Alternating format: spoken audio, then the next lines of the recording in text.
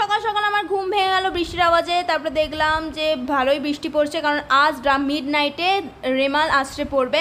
তো মা আমাকে ব্রেকফাস্ট করতে দিল, আর মা বাবা সকালবেলায় উঠে গাছপালা একদম সরাচ্ছিল, কারণ আগের বার রানফানে আমাদের প্রচুর গাছের ক্ষতি হয়েছিল। তারপরে সিঁড়ির ঘরের যে কাঁচগুলো ছিল প্রত্যেকটা ভেঙে গেছিলো, একদম এত খুবই ক্ষতি হয়েছিল। তো এইবার যেন গাছের যেন ক্ষতি না হয়, যেন আমরা গাছগুলোকে ঘরের ভিতরে ঢুকিয়ে দিলাম। দেখো আমি আমার এই বৃষ্টি হলে খুব আনন্দ লাগে, যেন আমি উপরে চলে যাচ্ছি, কি মজা করছিলাম। আর আমি দেখো এখানে উপরে গিয়ে দেখো একটু সাইন মারছি, আমার খুব ভালো লাগছিলো বলে। তো এবার দেখো আমার একটা কথা মনে পড়ে এলো যে মা বাবাকেও না আমাকে হেল্প করা দরকার। তো আমি মা বাবাকে হেল্প করবো। দেখো এই গাছগুলোকে ভালো করে বাঁধা হয়ে গেছে, কারণ এই বড় বড় গাছগুলোকে আর নিয়ে যাবো না নিচে। আর আমার এই অ্যালোভেরা গাছটা খুব পছন্দ, আমি অ্যালোভেরা গাছটাকে নিয়ে যাচ্ছি নিচে।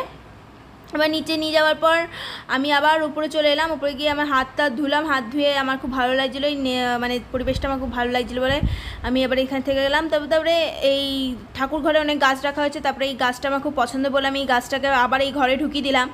তারপরে দেখতে দেখতে আমার একটু মজা লাগছিলো বলে নাচও করলাম। দেখো এই নাচটা আমি কী গানে নাচ করছি তোমরাই বলো।